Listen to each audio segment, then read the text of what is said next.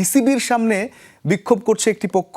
আমরা জানি যখন থেকে আসিফ মাহমুদ তিনি পদত্যাগ করেছেন এবং বর্তমান সভাপতি আমিনুল ইসলাম তার দাবি তারা যথাযথ নিয়ম মেনেই বাংলাদেশ ক্রিকেট বোর্ডের দায়িত্বে এসেছেন, কারণ কমিটি নিয়ে একটা আলোচনা সবসময় ছিল। পাশাপাশি লিগে অংশ না নেওয়া ক্লাবগুলোর প্রতিও বার্তা রেখেছেন আমিনুল। নিরাপত্তা ইস্যুতে বোর্ডকে নতুন করে ভাবতে হচ্ছে বিপিএল এর উদ্বোধনী অনুষ্ঠান নিয়েও। ক্রীড়া উপদেষ্টা আসিফ মাহমুদ পদত্যাগ করার পরদিনই বিসিবির সামনে দেখা মেলে প্রতিবাদ মিছিলের। দিন কয়েক বাদে আবারও একই ঘটনা। কয়েকজন বোর্ড ডিরেক্টরের পদত্যাগের সাথে এবারের দাবিটা নতুন করে বিসিবি নির্বাচন আয়োজন।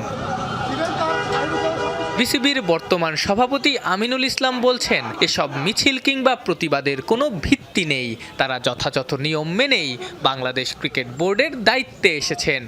আমরা নির্বাচিত একটা ক্রিকেট বোর্ড 4 বছরের জন্য ম্যান্ডেট পেয়ে এসেছি। আমরা সেই অনুযায়ী প্ল্যান করে কাজ করছি।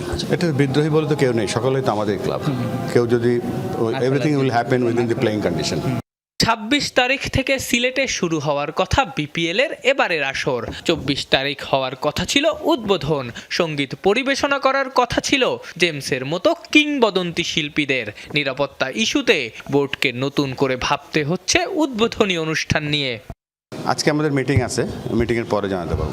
এর আগে বুধবার রাজধানীর একটা 5 তারকা হোটেলে বিপিএল এর দলগুলোর কোচ, ক্যাপ্টেইন, ম্যানেজারের সঙ্গে আলোচনার টেবিলে বসেছিলেন বিসিবির ইন্টিগ্রিটি ইউনিটের হেড অ্যালেক্স মার্শাল। ফিক্সিং সম্পর্কে দলগুলোকে সতর্ক করতেই এই আয়োজন।